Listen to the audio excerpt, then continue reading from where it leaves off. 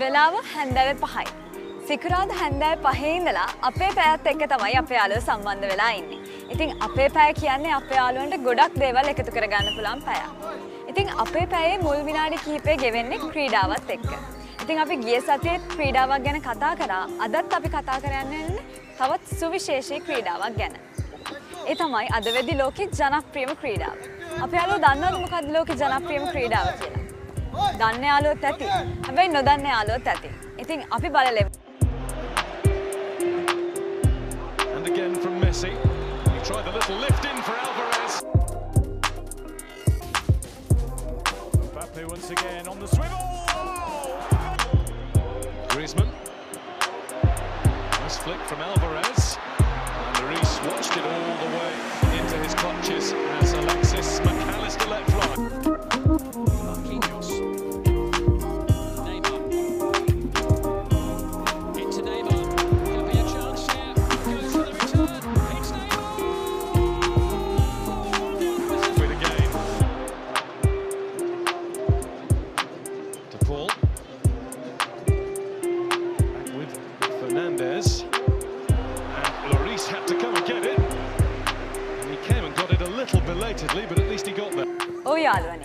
ඒ අපි දැක්කේ පාපන්දු. ඉතින් අද මේ පාපන්දු නැත්තම් ෆුට්බෝල් ගැන කතා කරන්න මාත් එක්ක එකතු වෙලා ඉන්නවා ආසියානු පාපන්දු සම්මේලනයේ ඒ ශ්‍රේණියේ පුහුණුකරයෙක් වෙන අජ්වාත් සර්.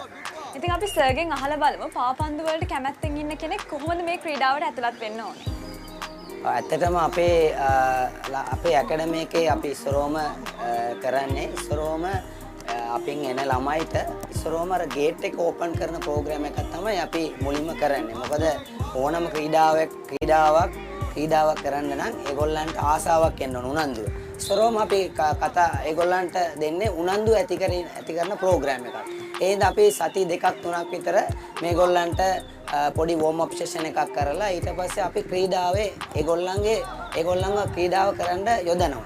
ඊට පස්සේ ඒගොල්ලන්ම හඳුනා ගන්නවා ක්‍රීඩාව කොහොමද කියලා. ඊට පස්සේ ඒගොල්ලන් අපි සති 3ක් විතර ඔබ්සර්ව් කරලා අපි බලනවා මේකේ තාක්ෂණ ඇතින් සමහර අය ඉහළින් ඇති සමහර අය පොඩ්ඩක් අඩු මට්ටමේ තියෙන කට්ටියක් ඇති. ඒ හින්දා ඒක වෙන් කරලා අපි තාක්ෂණයේ ඉහළින්ම තියෙන කට්ටියට අපි සාමාන්‍යයෙන් ඉහළම තාක්ෂණය යොදලා අපි ට්‍රේනින් කරනවා. අනිත් අයටත් අපි මේ මට්ටමට එන්න පොඩ්ඩක් අර ස්ලෝලි තමයි ඒගොල්ලන් වර්ධනය කරලා අපි ප්‍රෝග්‍රෑම් කරන්නේ. ඒ වගේම සාමාන්‍යයෙන් ඊට පස්සේ පාපන්දුවේ තියෙනවා ගොඩක් ටෙක්නික්ස්. ඒ කියන්නේ පාසින්, ෂූටින්, ගෝල් කීපින්, ඒ වගේම ඩ්‍රිබ්ලින් කියලා ගොඩක් දේවල් තියෙනවා. කියන ක්‍රීඩාව කරන මේ ටෙක්නික් තාක්ෂණය ඔක්කොම දැනගන්න ඕනේ. ඊට පස්සේ අපි එකින් එක සතියක අපි මේ ටෙක්නික්ස් උගන්වනවා. ටෙක්නික්ස් උගන්වන්න නම් ඒගොල්ලන්ට සාමාන්‍යයෙන් හොඳ පෞරුෂත්වයක් ඕනේ. ෆිසිකල් ෆිට්නස් එකක් ඕනේ. ඒ මගදී අපි ඒකත් එක්ක ටෙලි කරලා ෆිසිකලුත් අපි ස්පීඩ්, එන්ඩියුරන්ස්, ඒ කියන්නේ වගේම ස්ට්‍රෙන්ත්, ඒ වගේ ගොඩක් දේවල් තියෙනවා ෆිසිකල් පැත්තට. ඒකත් අපි මේ ෂෙඩියුල් එකත් එක්කම මේගොල්ලන්ට දන්නේ නැතුවම ඒ කියන්නේ ක්‍රීඩාවේ පාපන්දු ගන්නවා නම් පාපන්දු ක්‍රීඩාවෙන්ම තමයි අපි ස්ට්‍රෙන්ත් එහෙම දෙන්නේ. වෙනම මාර ඇත්ලටික්ස් කරනවා වගේ අපි දෙන්නේ නැහැ. මේකට පාපන්දු වලින්ම අපි පුහුණු කිරීම කරනවා. ඒ වගේ ෆිට්නස් වර්ධනය කරන්න.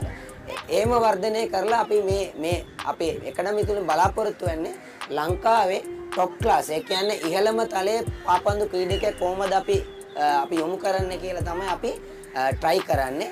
මොකද දැනටමත් අපේ ගොඩක් අය ජාතික මට්ටමේ ක්‍රීඩා කරන ළමයි ඉන්නවා. ඒ තත්ත්වයට ගේන්න තමයි අපි අදහසක් තියෙන්නේ.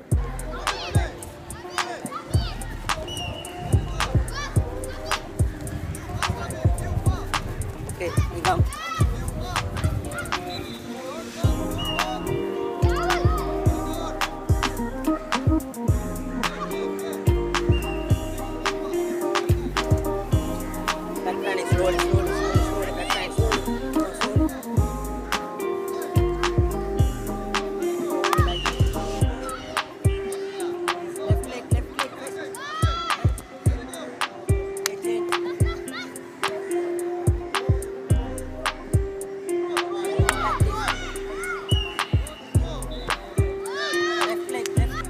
අපි ඒ දැක්කේ වෝම් අප් සෙෂන් එකක්. ඉතින් මේ ක්‍රීඩාව පියවර 3ක් යටතේනේ සිදු වෙන්නේ. එතකොට දෙවෙනි පියවර මොකක්ද? අපි සාමාන්‍යයෙන් අපි ඉස්සර කිව්වා වගේ අපි සෙෂන් එකක් ප්ලෑන් කරනකොට ඉස්සරම වෝම් අප් කරගන්නවා. වෝම් අප් කරෙන් පස්සේ අපි කරන්නේ අපේ ප්‍රධාන වර්ක්අවුට් එක තියෙනවා. සාමාන්‍යයෙන් අපි කියමුකෝ අද අපි ළමයිට උගන්වන්නේ පාසින් කියලා පන්දු හෝමාරුව කියලා. එතකොට ඒක තමයි ප්‍රධාන අපේ වර්ක්අවුට් එක. එතකොට ඒක අපි විනාඩි 20ක් විතර ඒ වර්ක්අවුට් එක කරනවා. ඒ වර්ක්අවුට් එක අපි ඉස්සරවම කරන්නේ ඔපෝනන්ට් එක කරන්නේ නැහැ. ඔපෝනන්ට් කියන්නේ විරුද්ධ පැත්තේ කෙනෙක් එක කරන්නේ. මොකද එහෙම කරොත් එහෙම ළමයිට අයිඩෙන්ටිෆයි කරන්න අමාරු වෙනවා. ඊට පස්සේ අපි කරන්නේ තනියෙන් කරගෙන ඊට පස්සේ ස්කිල් කරනවා ඒක ඔපෝනන්ට් එක කරනවා. මොකද ක්‍රීඩා කරනකොට ඔපෝනන්ට් අනිවාර්යෙන් එනවා. දැන් ඒකත් අපේ ළමයිට ඔළුවට දෙන්න ඕන හරියට මොකද ක්‍රීඩාවේ ඔපෝනන්ට් එනවා කියලා. ඒ අදහස උඩ තමයි අපි මේ වර්ක්අවුට් එක කරන්නේ. වර්ක්අවුට් එක කරන් පස්සේ ඊට පස්සේ අපි කරන්නේ පොඩි ගේම් සෙෂන් එකක් දෙනවා. ඒ ගේම් එකේ අද අපි කරපු පාසින් සෙෂන් එක මේගොල්ලන් හරියට හඳුනාගෙන කරනවද කියලා අපි ඔබ්සර්ව් කරනවා. එතකොට ඒකේ අපි වැරදි කරොත් ළමයා එතන නවත්තලා අපි ඩෙමොන්ස්ට්‍රේට් කරනවා. මොකද මේක මේ ළමයා කරපු එක වැරදි. මේක තමයි හරි ක්‍රමය කියලා අපි ගොඩාක් කරන්නේ එක දෙකක් අපි ඩෙමොන්ස්ට්‍රේට් කරනවා. මොකද වැඩ ගොඩාක් කරොත් එහෙම හැම වෙලේම ළමයි ක්‍රීඩා කරන්න ආසයි. නැවතුවත් එහෙම ක්‍රීඩාවේ තියෙන උනන්දුව නැති වෙන ඉඳලා එකක් දෙකක් අපි ඒගොල්ලන්ගේ මිස්ටේක් හදනවා. ඊට පස්සේ ගේම් සිටුේෂන් එකෙන් පස්සේ අපි හොඳ වෝම් ඩවුන් එකක් කරනවා. මොකද ඊළඟ දවසේ ප්‍රැක්ටිස් එන්න නම් මේගොල්ලන්ගේ මසල් එහෙම හරියට සූදානම්ින් එන්න ඕනේ. මොකද වෝම් ඩවුන් කරොත් තමයි ඒක හරියන්නේ. ඊට පස්සේ මේ වගේ තමයි අපි ට්‍රේනින් සෙෂන් එකක් ප්ලෑන් කරන්නේ.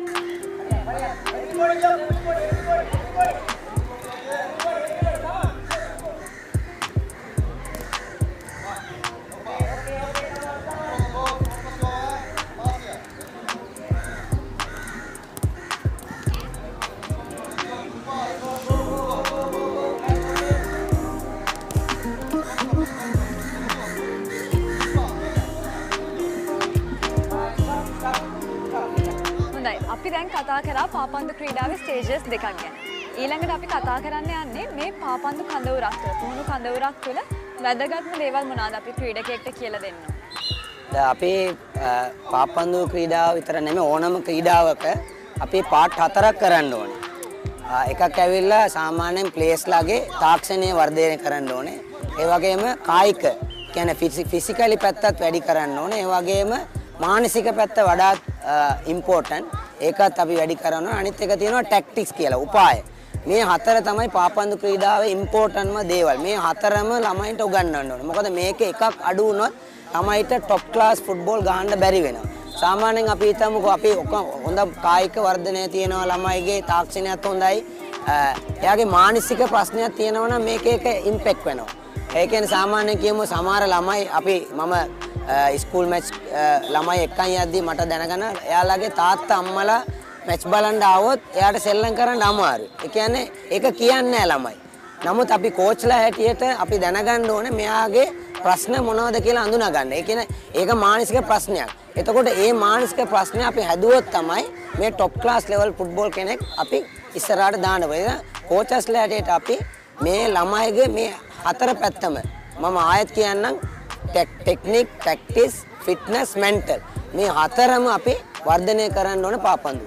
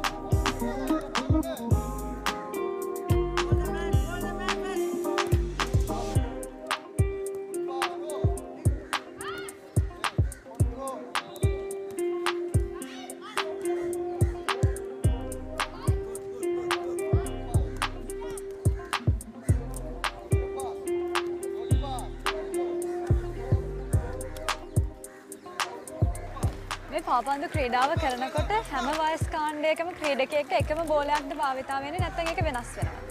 ඔව් තුසිගේ හොඳ ප්‍රශ්නයක්. දැන් අපි සාමාන්‍යයෙන් මේ බෝලේ බැලුවොත් එහෙම මේක ඇවිල්ලා size 3 එකක්. මොකද beginners ඒ කියන්නේ සාමාන්‍යයෙන් අපේ පුංචිම කට්ටියට පාවිච්චි කරන මේ වගේ පොඩි බෝලයක්.